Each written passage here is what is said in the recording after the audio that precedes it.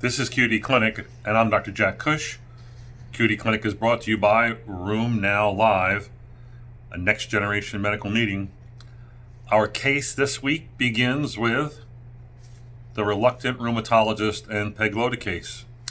Saw a 60-year-old white male who had a lot of comorbidities and a history of gout. Not surprising, this patient had hypertension, diabetes, chronic renal disease, was on many different medicines. He had been diagnosed with gout 10 years ago, has had many attacks over the years, a history of sort of incomplete control with the attacks going from acute and intermittent to chronic and additive, and now he's at the point of having chronic tophaceous gout. Involves the hands, the feet, the elbows, occasionally the knees. And when we saw him recently, he was on 400 milligrams of allopurinol. His uric acid level was 6.8. And he was still having intermittent attacks and a lot of pain. And a lot of his pain, as you might imagine, is related to inflammatory damage and secondary pain and periarticular pain. But then he seems to have warmth and inflammation in some joints as well. The question is, how do you manage him? He's at the stage of having a chronic inflammatory polyarthritis because of his urate deposition disease, evidenced by some big, bulky, walnut to pear size, not pear size, almost pear size, collections of tophi, elbows, feet, hands, knees. It's, obviously disforming and hard for him. The issue is, in discussion with the other rheumatologists managing this case, is that there's a reluctance to start this man on Pegloticase. Yes, you could step up his allopurinol, and yes, you could be one of the few rheumatologists out there that would use a dose higher than 400 or 300. But the facts are that rheumatologists aren't as great as we think we are at managing gout. We, just like podiatrists and renal docs and internists, largely only use 300 milligrams a day. We seldom, if ever, use combination therapy. Very few of you have actually used Pegloticase, although the numbers of Pegloticase use in the last 10 years that it's been approved has actually gone steadily up. But many of you have never used it for fear of side effects, anaphylaxis, tales told around the campfire or clinic fire or whatever. And I'm here to tell you that I'm not afraid to use it. I've tried to use it a number of times and had problems either with the patient or the insurance, or the patient being really sick and thinking they're too sick to get this infusion.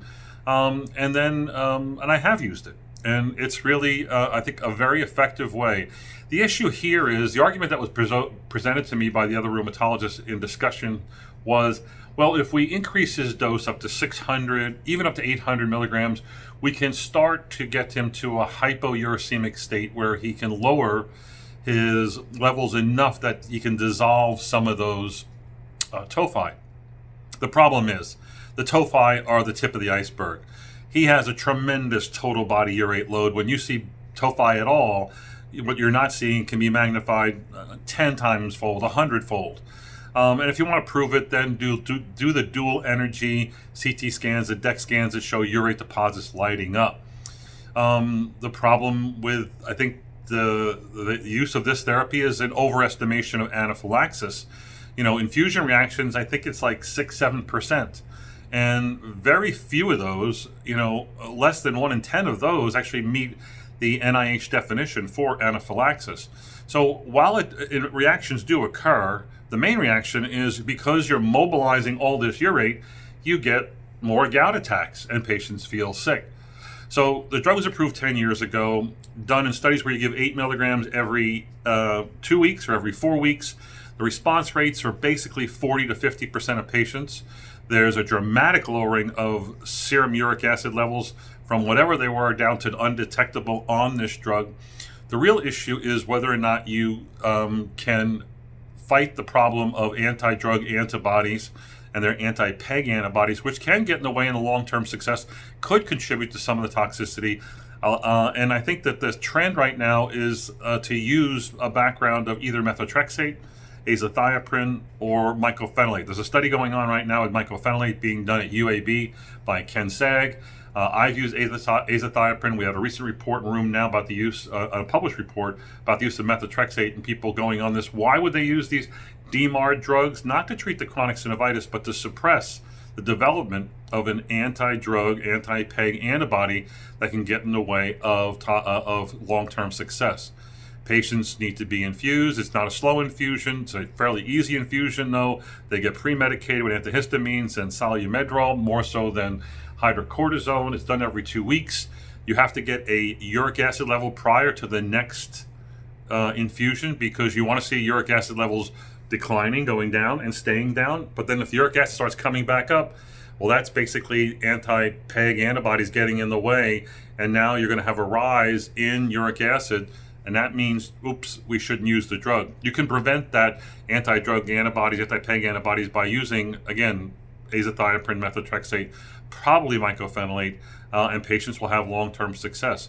How long do you go? As long as it takes to make them disease-free and to reduce their total body urate load, which adds to their risk of renal toxicity, cardiovascular toxicity, etc.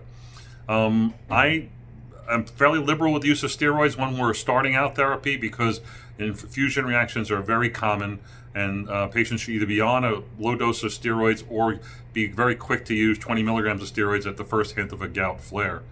Again, rheumatologists, the experts in all tough diseases, are somewhat reluctant to use Pegloticase, and I don't think that's really necessary. Look for your next patient. I want to tell you about Room Now Live and a session I'm going to be in that's going to be on Saturday. It's the second step session on rheumatoid arthritis. In my session, we have the opening lecture being done by Bruce Kronstein from NYU, famous for his work in adenosine. Bruce is going to talk about the mechanisms involved in the efficacy and benefits and toxicities of methotrexate. Should be a fabulous lecture.